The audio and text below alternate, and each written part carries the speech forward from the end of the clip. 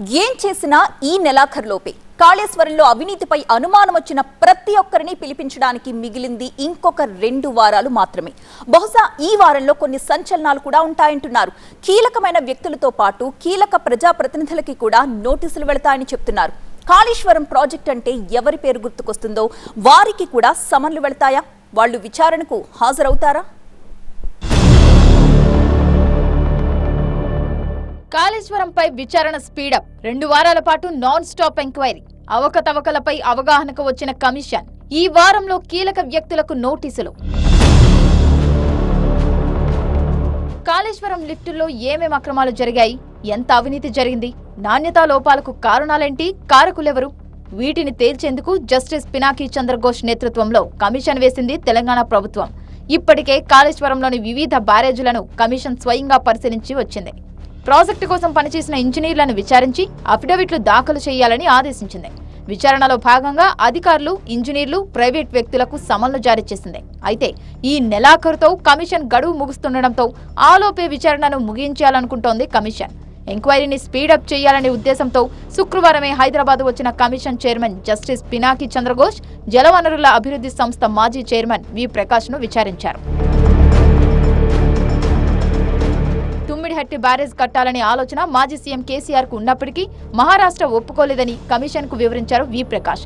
సరిపడినంత స్టోరేజ్ లేకపోవడం వల్లే తుమ్మిడిహట్టి నిర్మాణం ఆలోచన ముందుకు వెళ్లలేదని కమిషన్ కు స్పష్టం చేశారు.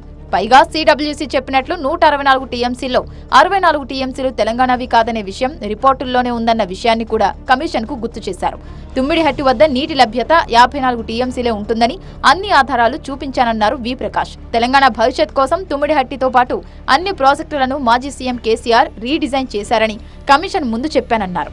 ఈ నెల 26న సాక్ష్యాలతో సహా మరోసారి కమిషన్ ముందు హాజరవుతానన్నారు. ల్యాండ్ అక్విజిషన్ ఒక కారణం, 14 టీఎంసీల రిజర్వాయర్ల స్థానంలో 141 టీఎంసీల రిజర్వాయర్లు కట్టడం, తర్వాత టన్నెల్స్ ఒక 203 కిలోమీటర్లు, 1500 కిలోమీటర్ల కాల్వలు, 250కి పైన పియర్స్తో ఉన్న బ్యారేజీలు, వాటితో పాటుగా బాహుబలి పంపులు, ఇవన్నీ కూడా 22 సబ్స్టేషన్స్, 21 లిఫ్ట్ స్టేషన్స్, 200కు పైన పంపులు, ఇవన్నీ కలిపితేనే కాళేశ్వరం. కేవలం మేడిగడ్డ ఒక్కదాన్ని కాళేశ్వరంగా చూడకూడదు అని చెప్పి ప్రతి విషయాన్ని కూడా పీసీ ఘోష్ గారు చెప్పడం జరిగింది. ఈ నెలాఖరులోగా రిపోర్ట్ సమర్పించేందుకు రెడీ అవుతోంది కమిషన్. అంతకంటే ముందు గత ప్రభుత్వంలో కీలకంగా వ్యవహరించిన కొందరు ప్రజాప్రతినిధుల పాత్రపై కమిషన్ కు అనుమానాలున్నాయి. అనుమానాల నివృత్తి కోసం కొందరు అధికారులు, ఇంజనీర్లు, ప్రైవేట్ వ్యక్తులకు నోటీసులు ఇచ్చి విచారణకు పిలవాలనుకుంటోంది కమిషన్. ప్రాజెక్ట్ నిర్మాణం, నిర్వహణ విషయంలో కీలకంగా వ్యవహరించిన అధికారులను విచారించిన కమిషన్ వాళ్ల నుంచి ఇప్పటికీ 50కి పైగా అఫిడవిట్లు రాబట్టింది. కానీ ఇంతవరకు మాజీ సీఎస్ సోమేష్ కుమార్ మాత్రం అఫిడవిట్ సమర్పించలేదు. ఆయనతో పాటు స్పందించని మరికొందరు అధికారులకు రేపో మాపో నోటీసులు ఇచ్చి విచారణకు పిలిచే అవకాశం కనిపిస్తోంది. సుందిళ్ల, అన్నారం బ్యారేజీలపై నివేదిక ఇవ్వాలంటూ vigilance and enforcement director general national dam safety agency chairman ను కోరింది. వాళ్లు కూడా రిపోర్ట్ సబ్మిట్ చేయకపోవడంతో నోటీసులు ఇవ్వాలనే ఆలోచనలు చేయబోతున్నట్టు తెలుస్తోంది.